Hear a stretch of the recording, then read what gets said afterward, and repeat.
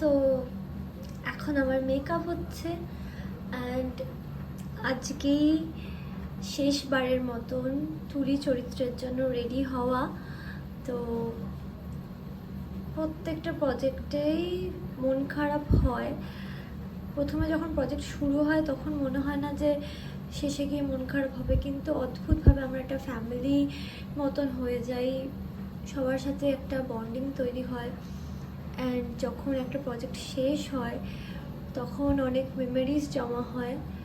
And এটা ভাবতেই যে সবথেকে কষ্ট হয় যে মানে আর হয়তো এই টিমটার সাথে একসাথে সবাই আমরা যারা যারা কাজ করছি আমরা হয়তো আর একসাথে কাজ করব না পরের দিন থেকে হয়তো আর এই স্টুডিওতে আসতে হবে না, এই টিমের সাথে কাজ করার জন্য আসতে হবে না। আর আজকে যে তুলি চরিত্রের জন্য আমি রেডি হচ্ছি, তো কাল থেকে আর তুলি চরিত্রের জন্য আমি আর রেডি হব না। তো এগুলো আমাদের প্রত্যেকটা আর্টিস্টের জন্যই অনেকটাই খারাপ লাগার জায়গা, কিন্তু সব ভালো মন্দ মিশিয়ে আমাদেরকে এগিয়ে যেতে হয়। সো তোমরা সকলে আমাদের সাথে থেকো, পাশে থেকো, অবশ্যই অমর সঙ্গী দেখো, এখনও আমরা তোমাদের সাথে আছি।